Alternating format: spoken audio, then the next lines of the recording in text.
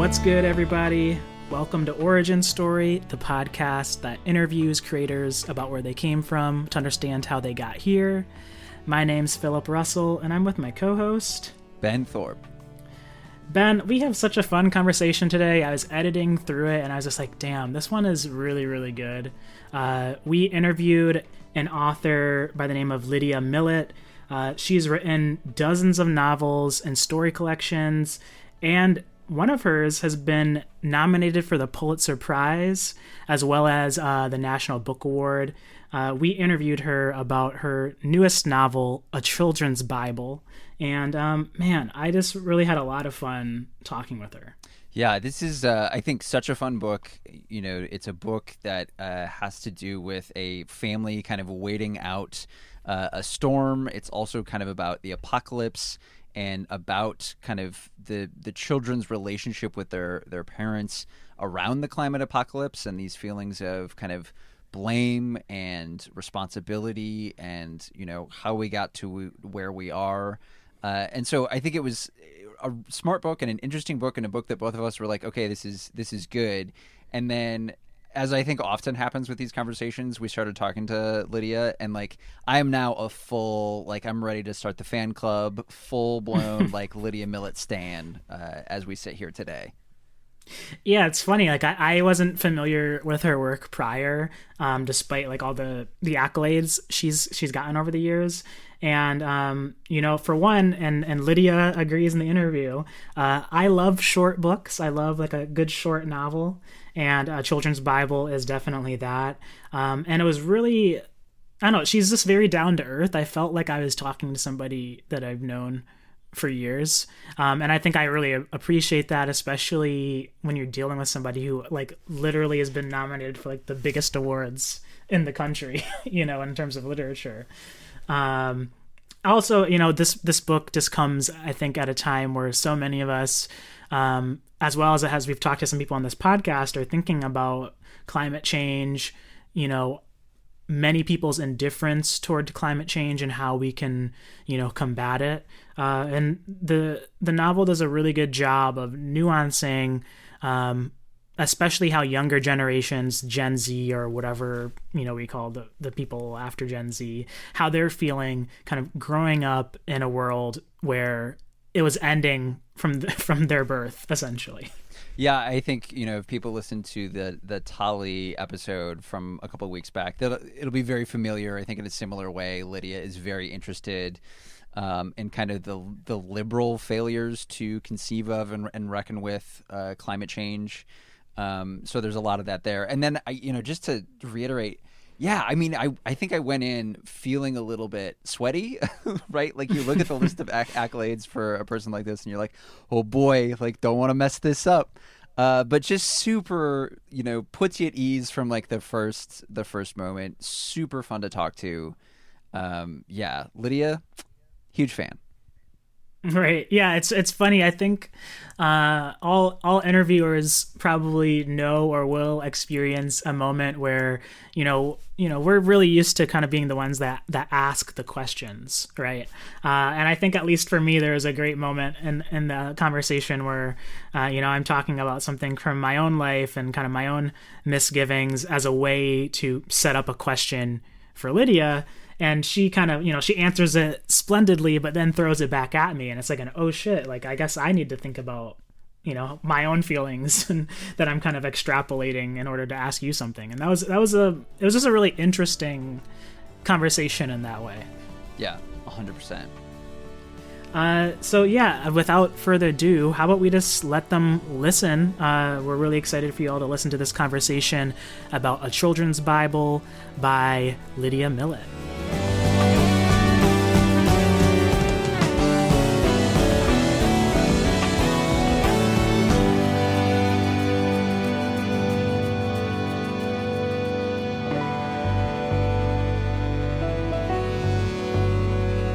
Lydia Millet has written more than a dozen novels and story collections, which have both won and been nominated for numerous awards, including her story collection Love in Infant Monkeys, which was a Pulitzer Prize finalist. Her latest novel, A Children's Bible, was a finalist for the National Book Award and shows children grappling with climate disaster and their parents in the wake of an apocalyptic storm. When not writing novels, Millet works for the Center for Biological Diversity in Arizona, a nonprofit that works to protect endangered species. Lydia, thank you so much for joining us today. I'm delighted. So, we often ask this kind of first question of our guests about kind of what the response has been like to the book or to the album or to the game that the person has released. But I'm kind of wondering, have you felt watching, just in this year span since you released A Children's Bible, what has felt like, at least to me, a real acceleration of some of these kind of climate-related disasters that we're watching happen kind of across the world? Yeah, I have felt that everything seems illustrative. Everything seems illustrative of Armageddon or something like it over the past year. It's constantly accelerating. It seems just to be piling on, and also cultural products around these crises. The crisis of extinction and climate also seem to be proliferating, which actually fills me with joy to a great extent. It's just, I'm seeing far more books and far more conversations and visual art and everything cultural around these pressing life support matters. Yeah. Okay. So that kind of gets me. There's a question that I have queued up here that's maybe later, but I'm going to ask it now, which is, I think you've talked about how the literary world hasn't grappled with climate change to the same degree as, say, the scientific community. And it's something that I think Indian writer Amitav Ghosh has written about as well. He argues that kind of Western literature is largely focused on the individual, which makes it bad at grappling with these collective problems like climate change. I read an interview with you for LitHub where you talked about something similar, cultural narcissism. Can you maybe talk about that? And you're describing this shift where we're starting to see more artifacts around climate change or around these disasters. What do you think is shifting? And yeah, maybe talk about that. It's such a vast subject, and yeah, I had been sort of bloviating about those things for years when he wrote that book that made such waves, and I was so happy it made such waves. But I honestly it had been a pet peeve of mine for a long time that our sort of solipsistic, self-based narratives have such primacy in cultural conversations, and in particular, fiction is all, and the form lends itself, of course, to introspection and interiority, and it makes sense that it would be self-centered, but the way the constraints have sort of been organized in at least contemporary U.S. fiction, and to some degree fiction everywhere, but those sort of narrow, Dunbar-like constraints of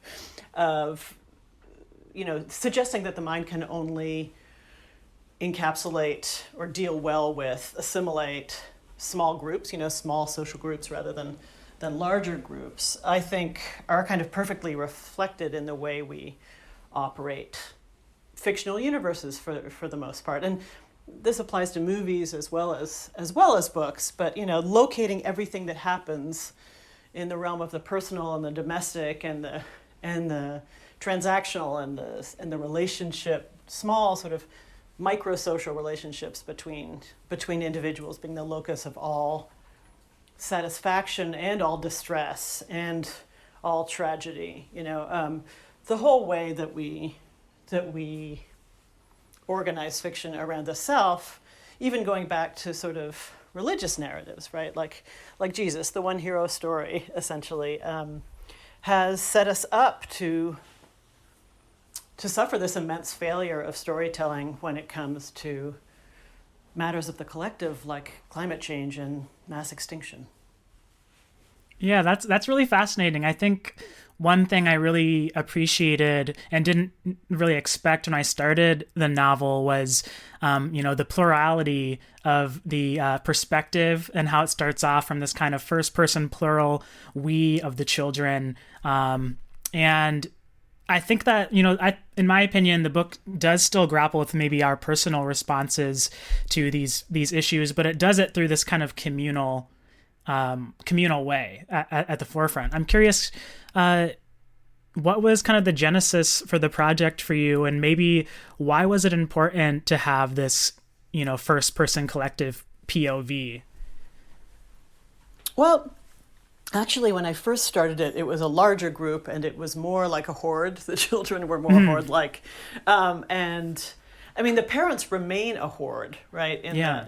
Or a herd or a horde, both, I guess, in the book. So there's sort of this undistinguished group, and the children are more distinguished. They're more delineated as individuals, but still not completely delineated, right? But I had to set them apart from each other more as I went along, sort of, rewriting the book, because first of all, it's boring. It's unfortunately boring just to hear about the activities of collectives, right? And this goes to also the way we tell stories and have to tell stories, and our, I love individuals. I love interiority. I love the sort of self-exposure of the hidden heart or whatever. I love, in some ways, certain aspects of the confessional, but also feel that they fail in describing our macrosocial problems. But when you try to write a story from the point of view of a collective, you very quickly, unless you're brilliant in a way that I'm not sure I've ever quite seen in real life, you end up kind of with no story if the story is all of a group, oddly. You have to distinguish individuals, and so I actually reduced the size of the cast of characters. There were even more characters to begin with, and you just sort of got lost. You got lost in them, like you were just like, who's talking now? Just on a logistical level, right? On a structural sentence level. Who's talking now? Why are there so many people? It becomes tedious and exhausting, Yeah. in this kind of novel context to have too many. And it's still sort of borderline too many as it is now. And I felt I had to have all those characters. But, for me, I don't know, I'm maybe starting to digress now, and you can cut me off anytime. But for me, it was still, I wanted to retain the parents as an indistinct horde, because I thought they were funnier that way. So, and humor comes, as we all know, from objectification for the most part, right? And so these parents are objectified, my generation, sort of hideously objectified as these, which I believe we sort of are, but this proxy for complacent and hedonistic demographics of my generation. I was going to ask a little bit about the kids. I mean, they seem to me, they are delightfully like crass and kind of gross in a way that I don't remember being. But I've been out of the kid game for a minute now, so I'm wondering if like how you approached writing them, and yeah, I don't know. Is your experience that kids are this way, or how did you think about writing them? I think even I see a huge difference, like my daughter is 17 and my son is 13. And I see a huge difference even between their social groups and their diction and their idioms, and even the kinds of social media they're attracted to. For example, my daughter she does not interact with YouTube and gaming culture at all. My son interacts with almost no other culture outside, within the online world. Minecraft and some other games, typically nonviolent, and YouTube, sort of didactic YouTubes, but also gaming YouTubes, where they're like, You know what I'm talking, where they are gaming. That's the movie is of the gamer gaming and narrating the gaming or whatever, stuff like that, you know. And my daughter would not watch those if you held a gun to her head, you know. But also like the way they articulate things in their peer groups is totally different. So I can't really, you know, these kids that I made up are just made up kids. I don't pretend to have particular insight into kids as a class or really anyone as a class. You know what I mean? Any particular category, but I'm always drawn to crassness and just sort of brutal ways of speech and rude ways of speech and blind spots. And I've talked about that before, but I love characters having immense blind spots. Maybe because it haunts me about myself and about other people that I'm fond of, and also that I'm distinctly not fond of. Our blind spots, right, about ourselves that probably will never entirely go away until the day we die, you know? The parts of ourselves we can never perceive with any acuity that other people always already know about us. I mean, it's terrible. But I like writing those characters. Maybe it gives me the illusion that I can imagine my own blind spots and conquer them in that way. I don't know.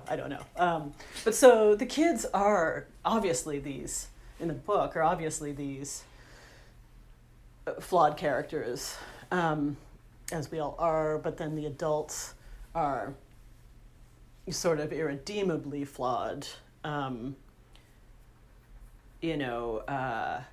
exaggeration of who we all are. But I also think, so when I was responding to a question the other day from a reporter in Spain, and I think his questions were translated by Google or something like that, but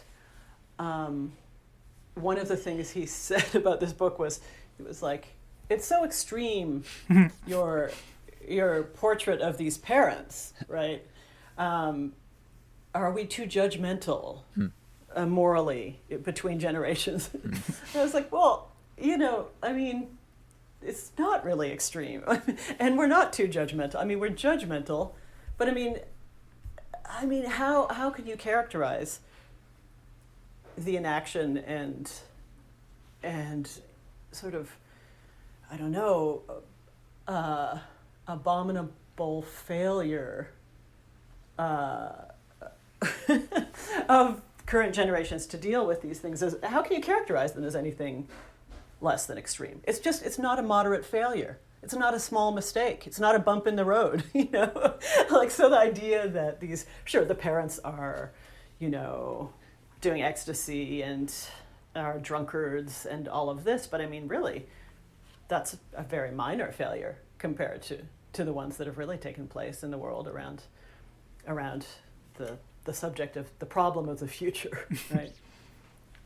Yeah, that's interesting. I found I really loved the kind of nuance that you brought to this topic around the climate crisis, especially in relation to the two generations at play with the parents and the kids. Like, I think an easy kind of critique would be to kind of look at, far right ideology and how that plays into some of the issues we have with climate change. But I think the book is really apt at instead interrogating, maybe centrism or certain types of liberalism, and kind of having maybe the right things to say or the right positions to have, like oftentimes the parents do, but oftentimes when push comes to shove, there's a lot of indifference toward actual activism that's needed to, to enact the change that we need.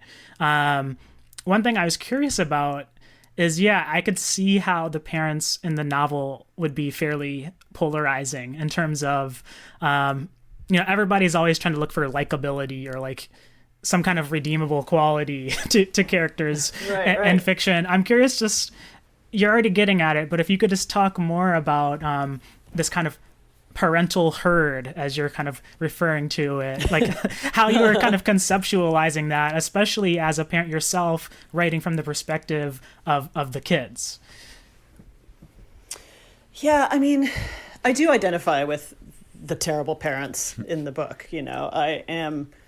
I feel we all have these self-indulgences and systems and rituals of rewards for ourselves, especially in this, I don't know, in anything that you might describe as a middle class, a class that isn't living hand to mouth, a class that has relatively settled routines. And of course, it's not a class, it's sort of multiple classes and multiple categories, but still there is a sort of critical mass of it that's ultimately making or driving or permitting or affirming policy decisions that are made, right, by the nation states and the corporations and everything. Yeah. So those of us who actually have enough agency, hypothetically, to intervene, but actually don't intervene, So those are the parents, and I did want to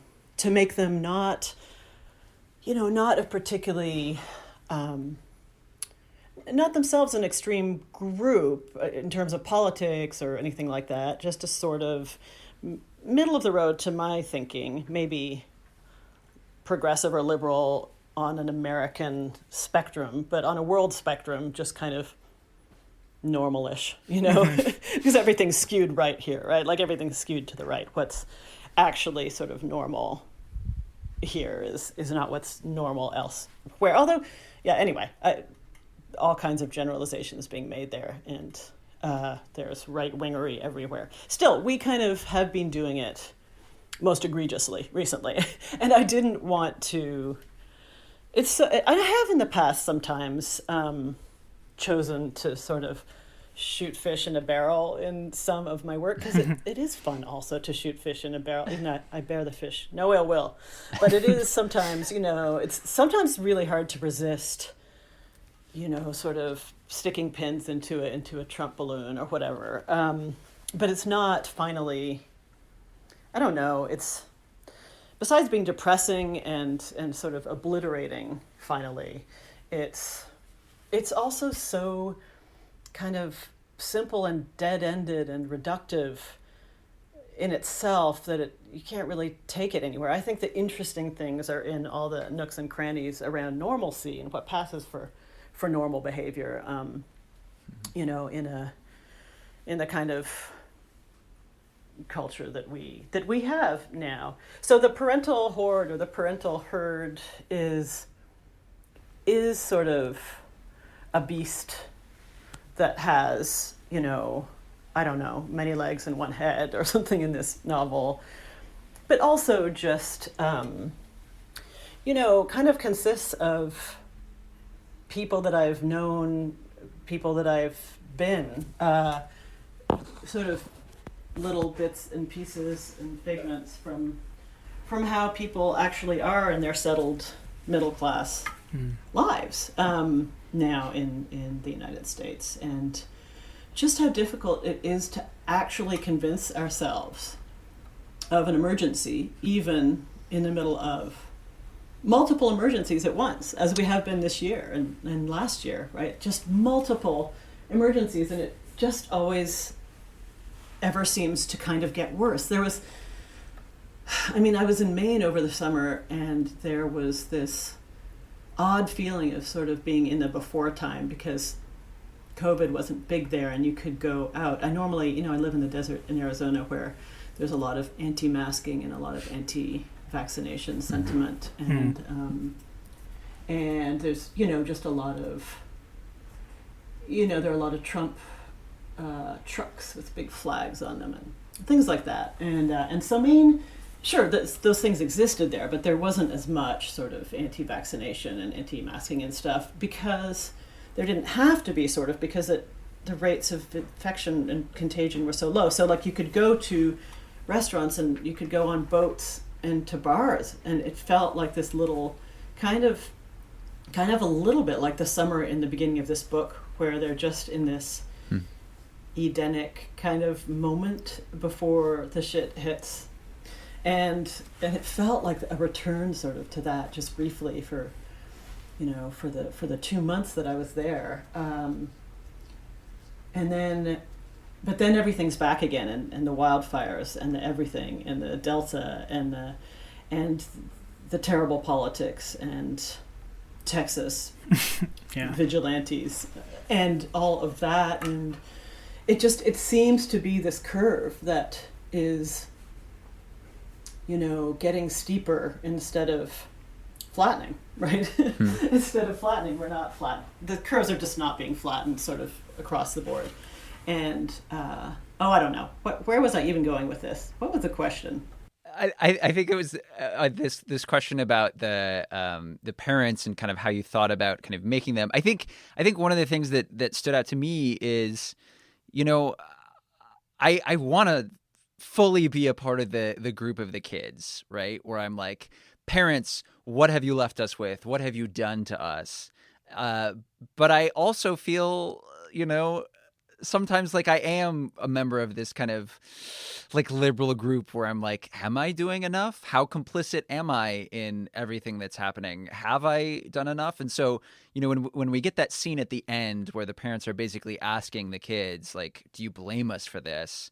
That line about, the kids speaking back to the parents, did you ever fight, or did you do just exactly what you wanted always, really stood out to me. And I'm wondering how you think about that question for your own life. Yeah, well, I feel that I am both those generations too, even though I, of course, am not any longer 13 or 17. But I do feel I've been engaged with these sort of the grief and, to some degree, activism, although I'm not really a sign carrier myself. And I don't lie down in front of logging machinery or anything, but still an activist of my own kind. For so long, I've been preoccupied for so long, and felt, and always felt, even though I've worked in this field, 25 years now or something, I've never felt I was really doing anything. As long as you're sort of living an everyday life, a life of habits and custom and routine, right? I think, I don't know if it's possible ever to feel that you're fighting. It's hard to know how to fight, right? Like now we're told that just sort of clicking links, right? That's activism. Clicking links, sometimes walking along a street in a crowd. But what is true activism? Obviously it has to do with language for most of us, because it doesn't have to do with violence for most of us. But it is really hard to know what to do. And my sympathy for the parents is immense, but you can have sympathy and even empathy and also hold someone or many to be reprehensible in certain ways. I can hold myself to be irredeemable and also sympathize with myself, and also just watching kids like my own, but also their friends, be angry and be really quite terrified, or even be angry to the point that it's hard for them to talk about climate in a different way, climate or extinction, in a different way from how it was hard for us to talk about. Like I'm 52 now, when I was in my 30s, say, living in New York, my 20s in LA or New York, you just it was not cool to talk about this stuff. Like it just was not cool, You could talk about social justice issues to some degree, but really cultural elites were particularly uninterested. And outside the scientific community, but like everyone else sort of was just very uninterested in climate and extinction. It was, it's hard to know how to articulate it, except for that if you spoke about that, you were just dismissed, sort of. Aesthetically as well as morally. It was an aesthetic unpleasantness to mention these things, And so, I was very struck by that. And it was actually one of the reasons that I moved out to the middle of the desert from Manhattan, because at least I wouldn't be surrounded by cultural producers here who were so disinterested in the life support system that we depend on. They were so dismissive about it and sort of so haughty in their elitism. I don't know. It was disturbing to see, and you don't see that anymore. What you more see, in the young, or even in the old, frankly, because now we're clearly faced with this evidence of chaos, But in the young, it seems to me it's more like it's such a given. It's such an overwhelming given. It's not a matter of denial. And of course there are exceptions to this, and the young have their own demographics, et cetera, et cetera. But like in the kids that I encounter, mostly middle-class kids, at my daughter's big public school or my son's smaller charter school, these are kids to whom it does appear that climate is an ascendant and primary issue, but to whom, depending on their age, it's so terrifying that they prefer not to talk about it. And it's such a given. Like some of them have said to me that it is obviously the most important thing in the world, but also they'd like to play Minecraft now. Because it's exhausting. It's exhausting and just overwhelming in a different way now. Because many of these people will have to suffer in ways that my generation has not, unless they're living on the front lines, Yeah, I think. So anyway, yeah. Yeah, Ben and I, we're working on some fictional projects that kind of take on this perspective of like a Gen Z or maybe a generation after that who are grappling with, elders who maybe had indifference toward climate crises that they contributed to. And I think something we've been really grappling with is like what that must feel like. Ben and I are like 30, so we're millennials, and I think in some ways we grew up with still having that blissful ignorance of like the climate crisis when we were kids, and then as we got into our adulthood, it's like, oh shit, things are horrible. Whereas Gen Z is like they've grown up their whole lives knowing that the world is ending, essentially. I'm curious for you, and you've been talking about it already, but kind of putting yourself into this mind of this generation who's kind of on the precipice of the end of the world. Now that you've written the book, now that it's out in the world, what did you kind of take away from the experience of just kind of living in this story for however long it took to write it? I'm not sure. That's a good question. I mean, often I have sort of ulterior motives for writing a book, like I don't know, almost a sort of just vicarious. Like I'm working on this book of short stories now that is just like gossiping, and it's so I don't know. It's probably a trifle or something, but I'm really kind of like sinking my teeth into the sort of bitchiness of it or whatever. Or for example, like I'll write a book that is set somewhere so that I can go back there, in my imagination. And actually Children's Bible was a bit like that, because it's sort of set, in my mind, it's set at a place called Blue Mountain Lake, which is like in upstate New York. It's not near the ocean. So the real place isn't near the ocean, right? But I've been to 2 artist-type residencies in my life, and one of them was at this place. It's for progressive artists of different kinds. Like you have to have some sort of, other mission that you're involved in outside making art or whatever. And so anyway, it's called the Blue Mountain Center. But it's on this like beautiful lake, and there's these loons, and it's in a robber baron house, like one of those like old growth wood, massive, like, and so I kind of wanted to be back there, and so that's why I set the book where it was. But I think, I don't know, I guess the experience of being in any book is different. Like I never feel the same way about one of my books. Like, about any two of my books, I guess I could say it that way, about being in that world.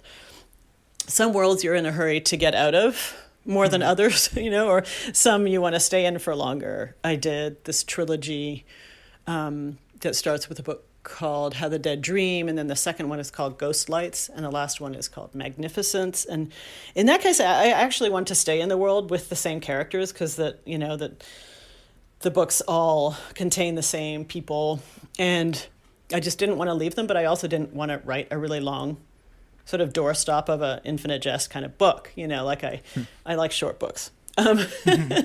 So sometimes you want to stay in the world. I guess, I don't know, I guess I was sad to leave this one because it ended sadly. But it also, I'm kind of jumping around here because I'm not sure completely how to answer the question.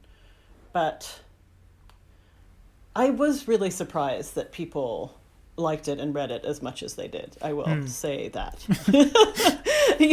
Especially since it was during the pandemic when we were already really, running the gamut from extremely ill and in extremis to just grumpy and bored and resentful and I was kind of surprised that the book, because it's not that fluffy. It's not really like beach reading. It's kind of more of the same if you're already in stasis, right?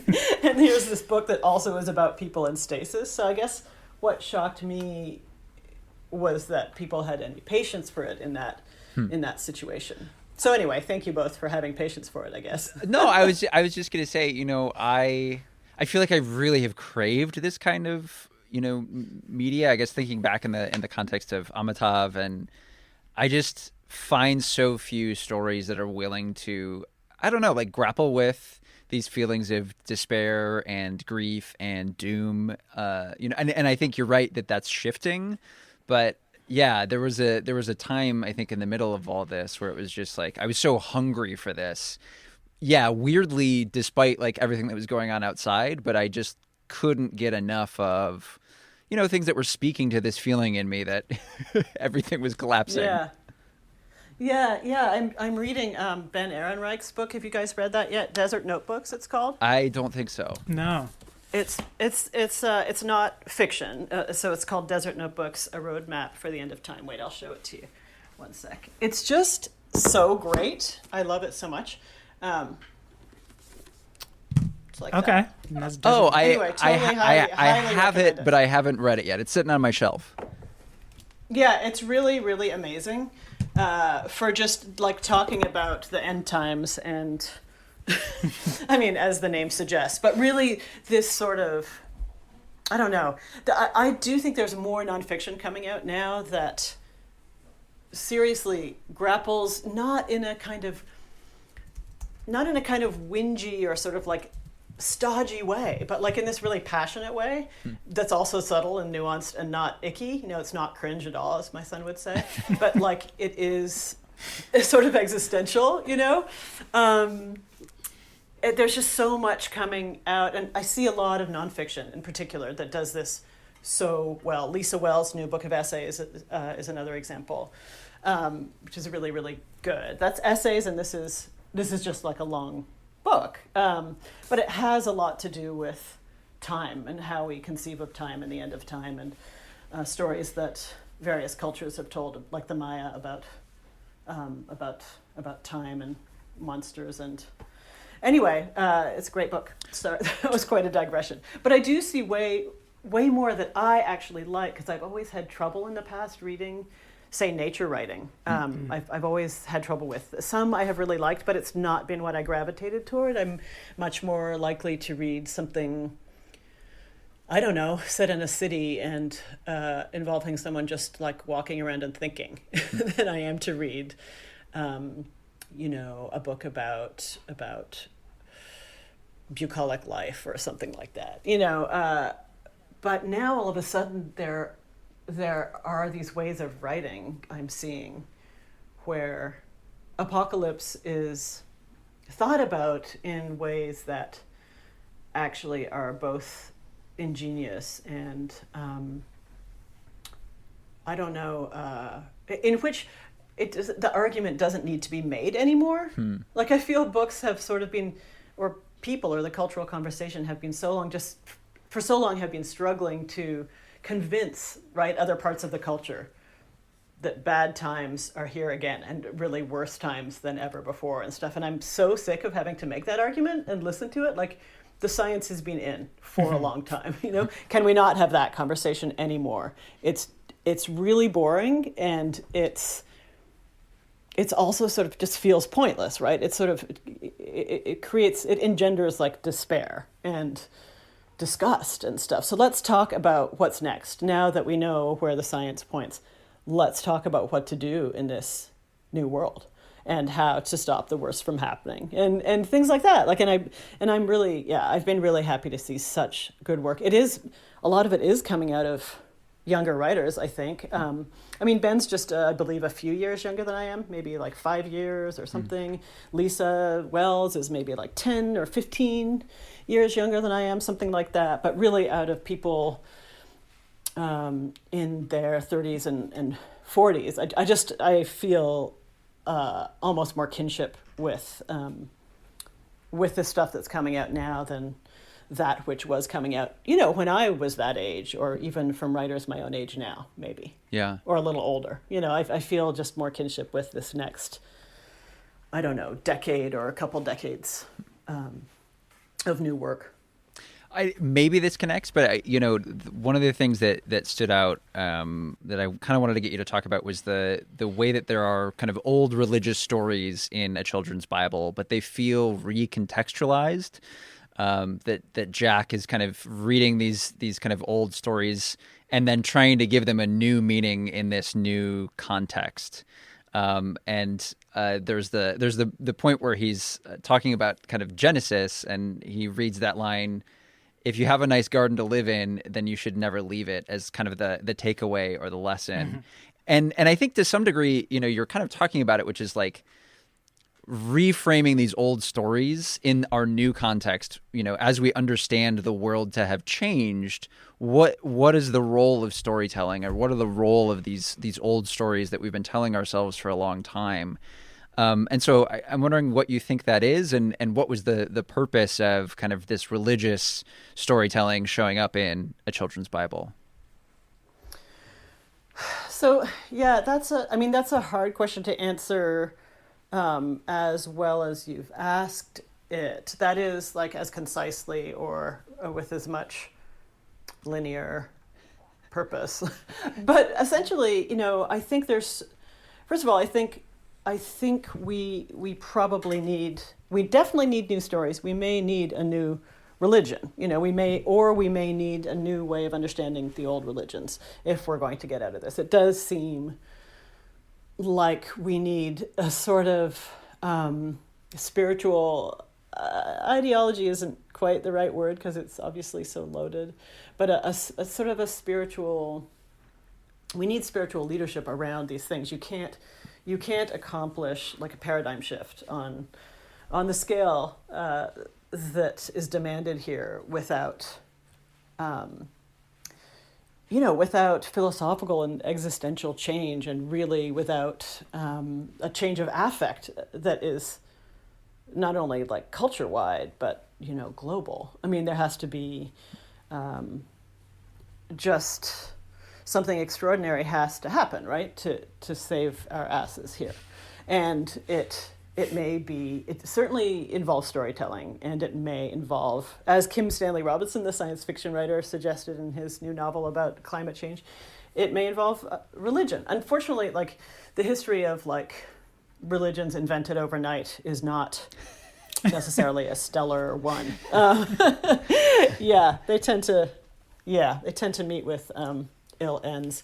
But I do think that there's so much in the old stories that we've simply turned away from that does, and for sure including the Bible and the Torah, and that really, for sure, all the sort of pantheistic and other stuff that came before monotheism.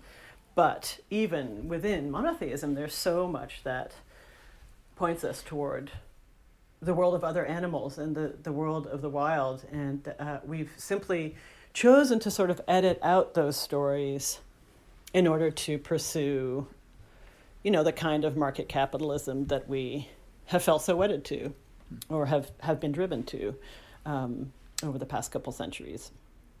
I think really, obviously, decoupling ourselves from that capitalism will eventually be necessary for any kind of livable world. And, we need new stories and powerful powerful faiths of some kind to accomplish that, I fear.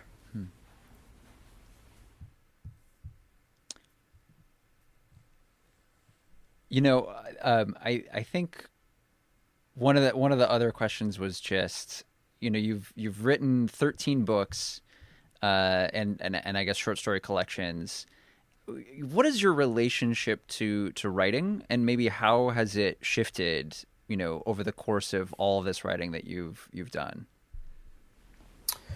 I have a sort of, I don't know, juvenile relationship to, which is just that I love doing it. It's just a thing I love to do, right? I just love to do it. And so for me, it's not work. And maybe it should be more like work for me. Maybe that would be better for it. But I love doing it. And so when I can do it, I'm happy. And that's sort of always been the case. But when I first started out, like when I was in my 20s writing, it was a bit more of a struggle for me. And I hadn't really learned how to make it a pure joy yet. Mm-hmm. It looks like my headphones are dying. How very inconvenient. So I don't know. We may switch to my computer when they finally die. Okay. Anyway, just be warned. Sorry about that. Okay. So I used to do things like plan books, and I had more time then because I didn't have children, etc. But I used to plan them, and now I never plan them because it's too boring to plan them. I'd rather just see what happens. Like I'm just very excited to just like look at a blank page and then make something on it. So yeah, it's just a really sort of instant gratification thing for me writing, I think. That's interesting. Do you think, I guess to backtrack, to give you some background on myself. So, I studied creative writing in my undergrad, and then I ended up going through 2 different master's degrees in creative writing. And one thing that I've been grappling with, and I think some of the episodes we've had on the podcast with other creators that Ben and I have been thinking a lot about is, I won't speak for Ben, but at least for me, it's like I'm trying to get back to a point of just that, whether we call it childlike or just unrestrained kind of joy of writing. And like, I feel like I oftentimes lately, it's like a very agonizing experience. And I'm curious, was it just like the kind of timing thing for you, or like you have less time now, so it's like you're kind of just jumping into it more, you're able to find that kind of joy really, more? Or? Well, I can't really do it for more than, I advise keeping it to like a couple of hours a day if you can. I mean, I don't have more time than that anyway. Like I'm lucky to have that. And, I think many of us are in that situation who also have, I have a day job, and I would always want to have a day job because that structure I think is really helpful for writers, at least for me. But I don't think, I don't know.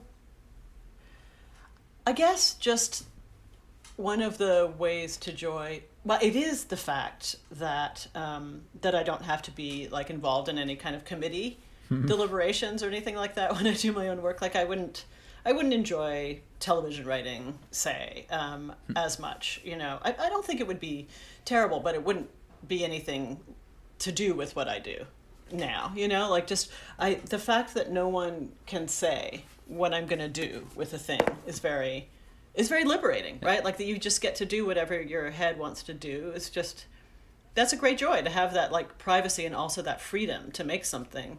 I mean, it's a huge privilege that we have, those of us who I don't know, who have computers and like all these toys, these magic things, and the magic of like some amount of time and the magic of not having scarcity. And all these things are like so extraordinary, really, I think, in the history of human beings. And if we can't find joy there, I don't know. I don't know where we can. I mean, but I do have some of my best friends who are writers have a much more tormented relationship to the actual, great writers, lovely writers, but like to the actual act of doing it, and find it to be much more painstaking and even annoying and irritating. So I mean, there's all kinds of ways to relate to it, and I think that also depends on what kind of writing you're doing. Like if you're doing, well, for me, it's when I'm writing, say, nonfiction, that has to be more careful. I have to be more careful with it. It's not as purely joyful. It's more like I'm doing a structured dance instead of just like throwing myself all over the room, and so maybe it's not the same kind of unadulterated kind of pure joy in that situation, even if it's enjoyable, as an act of making. I don't know. When you say that you're not, Phil, when you say that you're not feeling joy, is it what part of it is not joyful, I guess? Yeah, it's an interesting question. So yeah, for some more background, I mainly write nonfiction. So like that's kind of what I've been trained in. I mainly write personal essays and things like that. But lately I've been trying to write more fiction. I kind of needed a break from interrogating my identity as a black man in America for multiple years. I'm sure, yeah. And I think I feel that inner voice. Ben and I talk about like that inner voice, like where you start writing and it's just like telling you like this is bad or whatever it's saying. Yeah, Ben. We have this conversation all the time about like feeling like the critic, or even the workshops that we've been through. Like those people are kind of still hanging on your shoulder as you're writing, and you like get a couple sentences in, you're like, this is dog shit. Like I should just delete this right now. Like what am I even doing? And so like, yeah, I don't know. Did you ever have that? Well, I know. Sorry, go ahead. Yes. Well, so I totally know what you mean, and here's my thought on that, if you care to hear it. Yes. It's Yes. just that you've got to keep those little devils, or even the angels, actually, like both of them. You have to shunt them away until you have a draft or something. You can't be letting them like intrude between the sentences and stuff, or even the paragraphs. They have to stay away until you get something there. Then you welcome them in, because you need them. You do need them eventually. But it's terrible if they're hovering like that. I mean, it's like going to the bathroom with someone watching. You can't, it's not good, No, you're not going to like that. So I think that if there's a way of just like temporarily banishing them, it could be substance abuse. I find that helps. I mean, when you do, like, for example, have a glass of wine, cigarette, pot, whatever it might be, or like it could be anything, right? It could be anything. But like something that somewhat, I mean, you can see why writers of the past, of certain generations and whatever, like, love to indulge and be seen indulging, and there was this whole stereotype around, drunkard writers or whatever, what drug addict writers or whatever the case might be in the given context, right?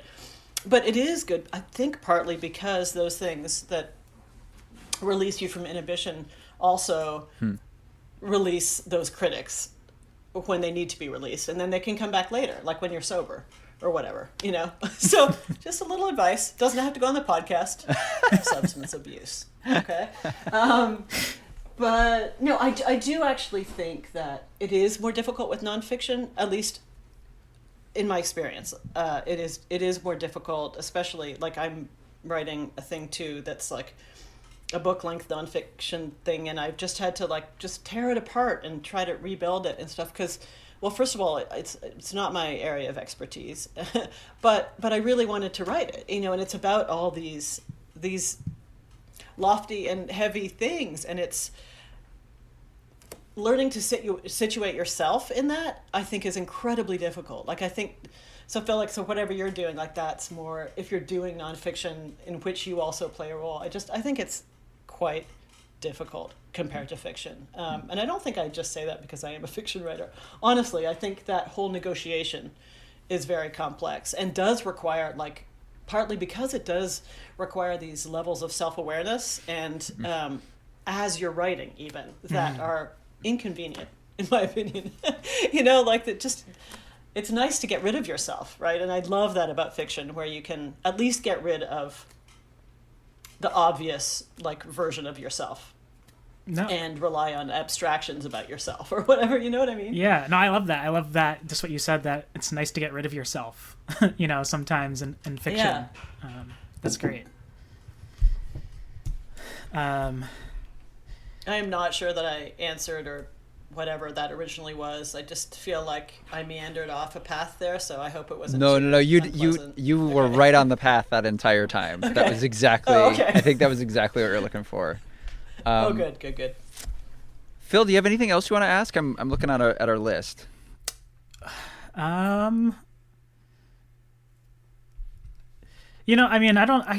were trying to parse how to ask this question. Something I was thinking about while reading a children's Bible was, obviously the narrative backdrop is this climate event that happened, the storm, and in turn, kind of these Evie and companies' reactions to said event and like the changing environment that they're living in. Something that I found kind of interesting was, not to say that place or land wasn't interrogated or emphasized in the novel, but it seemed like it was very much so a character study. It was very much so like, what is it like for these characters reacting to their habitat changing? And I'm curious, I don't know, like what, why was that important for you, I guess? It's interesting, I guess. When I think about it, really almost none of my books have much like physical description in them of either of people or of even of animals when they are present, or landscapes. Just very minimal, because I've always felt like I'm not interested in describing that. It's not that I'm not interested in, right, those places or objects or subjects. I'm not interested in making them in words. I'd rather that people interpolate, that readers just interpolate whatever landscape works for them in the situation, because also just like, that was one of the things that always put me off about nature writing when I was younger. Mm-hmm. I just got so bored. I was always sort of thinking, like reading physical description. Can you guys still hear me? Yeah. Mm-hmm. Let me see. I've got 14% in one ear, so just tell me. What was I on about? Yeah, no, I just was always really impatient with physical description of place and stuff in my own work, but also in other people's work, frankly. And just always sort of seemed to me like it was somewhat obsolete given what we had, other forms, other media, it no longer seemed necessary, I guess. And so yeah, I don't have much in it. And I really love dialogue. I love which isn't to say like I love reading screenplays, although I do sometimes, but I love dialogue in fiction when it's good. It's painful, of course, when it's not. But just conversation is so efficient, right? It's so efficient in shedding light on people without you ever having to say anything directly about who they are, right? So it's just like the ultimate show, even though I don't really believe that stuff about showing and telling that they tell you in workshops. I mean, obviously you can tell as much as you can get away with, right? It's all about authority. It's all about creating that, or basically tricking people into thinking you have authority. But so I don't believe, I don't believe that that telling is bad, but like dialogue is just a great way to reflect on everyone without preaching about it. And so, yeah, I guess it is a pretty dialogue heavy book, right? And then, and what I'm doing now, that's even more dialogue heavy, I feel. So maybe I'm just, the older I get, people get really talkative, right? When they get old, it's just like chatty Cathy's or whatever. I don't know, just like you resort more to dialogue, maybe. I don't know. At least I do. I don't know if that answers, though. Does it answer? No, I think that makes sense. It answers kind of what I was thinking in terms of why the characters kind of voice. I think voice is really important in this book, and like maybe that's why the dialogue is so prescient throughout. I think those are the moments that really stick out to me. Certain scenes where I was like, also the humor. There's a lot of parts of that are really funny. So okay, good. I'm glad. Boy, is there anything we haven't asked you that you want to say about this? No. I mean, I don't know. No, I think you've said good things. I mean, I'm interested in you guys and what you're up to and stuff. Would you send me a couple of links to ones that you've done with game creators and stuff? Cool. Like, Absolutely. if there's anything around climate, okay, that'd be really helpful to me. Yes. Okay.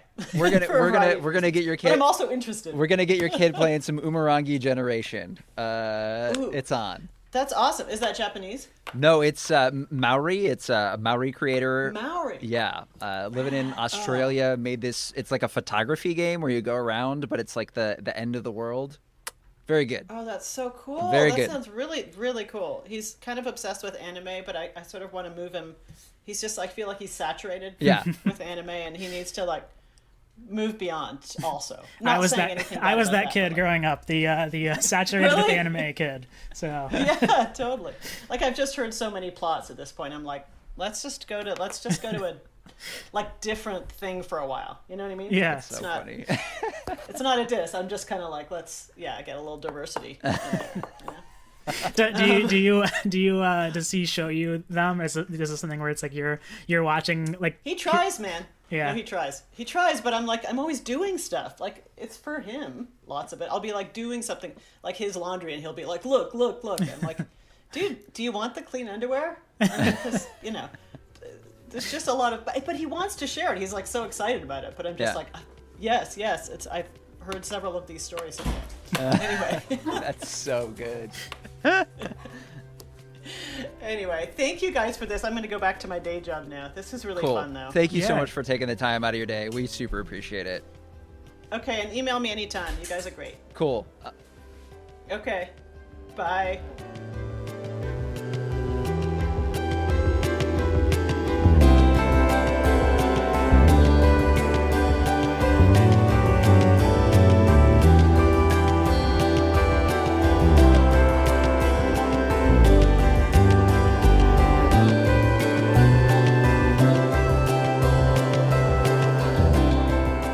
And that was our conversation with Lydia Millet about her newest novel, A Children's Bible.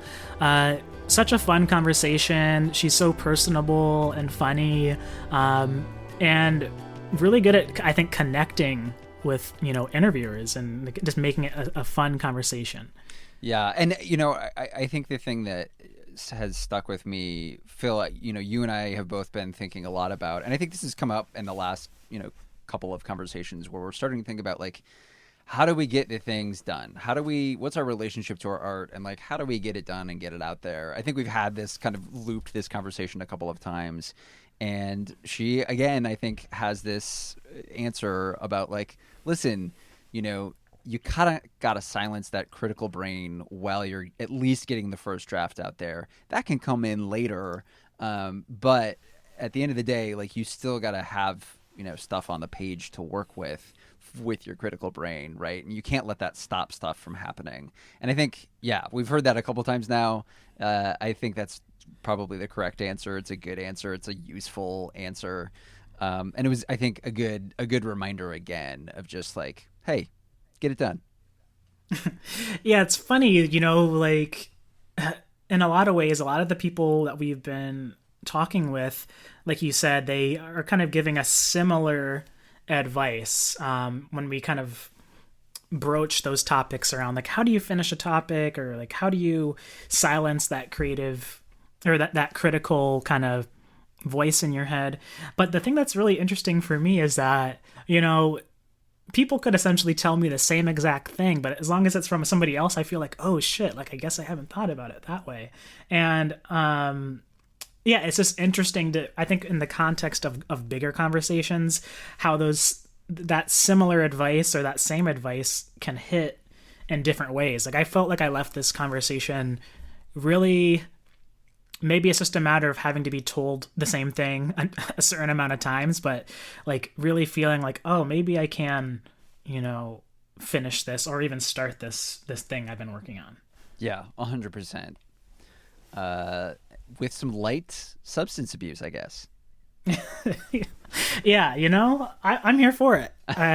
Lydia's down to party. Haven't tried it, but you know what? Lydia Millet has a Pulitzer Prize nom. I got to get to it. Also, great to hear that her son is obsessed with anime and video games, and that she's looking for a way out. Love that she asked me that question. She was like, yeah, how do I get my son? How do I wean him off anime? Meanwhile, I'm like 50 episodes into One Piece. I've lost my life to Kill la Kill. And I'm like, ma'am, I don't have the answer either. If your son figures out how to stop watching anime, I'm ready. I'm ready. Please tell me the answer to this. Yeah, we were definitely the wrong people to ask that advice to. I still always tell people like the first CD that I ever bought out of my own volition was an imported bootleg Gundam Wing like original soundtrack for songs that weren't even in the show. It was like B-sides, or like I don't even know what you'd call that, a C-side. It's like something that's like gives extra flavor or world building to the thing. So that's where I'm coming from. It's very funny. It's very, very funny. Yeah, Lydia, best of luck. Actually, I feel like that's a great question to punt to the audience, which is like, what's the media that you're engaging with that maybe helps you if you've ever been on an anime binge? What helps wean you off? How do you come down? Yeah, what is the cure to anime addiction? Season 2 of Origin Story. It's gonna be a 7-parter, baby. But yeah, we just want to thank Lydia again for coming on the show. It was really fun. The novel is awesome. I think that it does a lot of really interesting things while also being short, which again, something I value greatly. In other news, we have more listener emails. We're really happy that they're starting to come in. Yeah, and like honestly, like genuinely pumped when we get these in the inbox. We're both like, oh shit, look, gotta go check the email, gotta read through. It's it always feels real good. Yeah, it's a huge dopamine boost. So keep them coming, even if you just want to say like, hey, we just want to hear from people. This one is from our listener Emily, and she wrote in saying, hi, I hope you both are doing well. Loving the pod. I listened to this week's episode and thought I'd share some of my own comfort media. And here are some of her choices.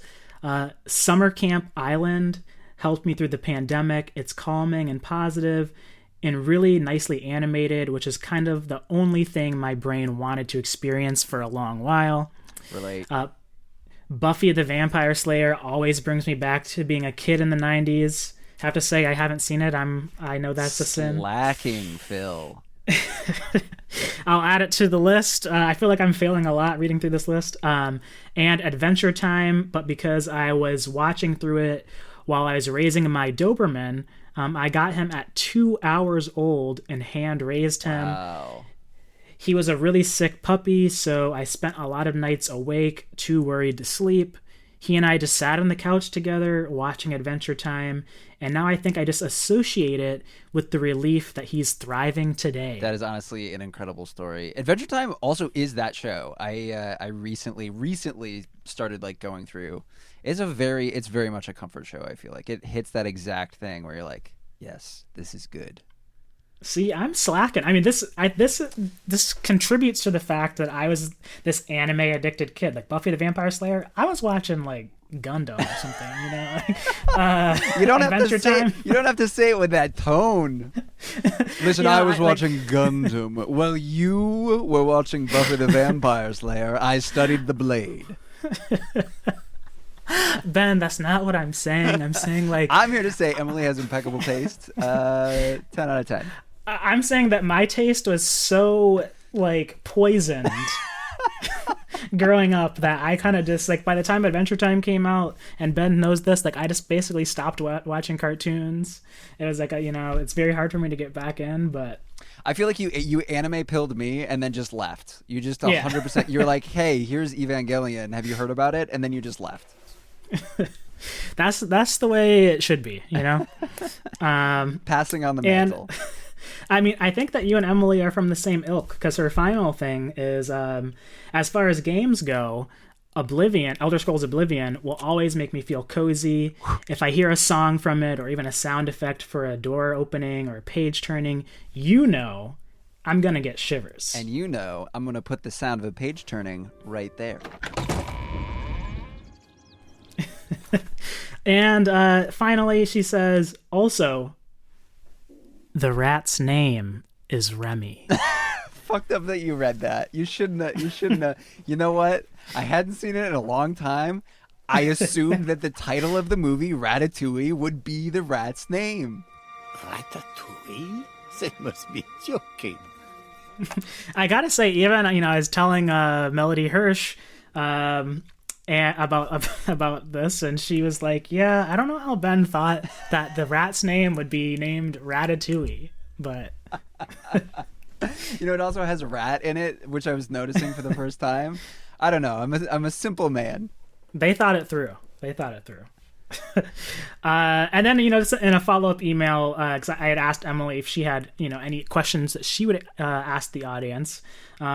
She said, I don't have a great one offhand, but if this is for an episode coming up near Halloween, she wants to know, when do you all think that Halloween starts? She thinks that it starts September 1st, and her friend, who she says is a wrong person, thinks it starts in mid-October.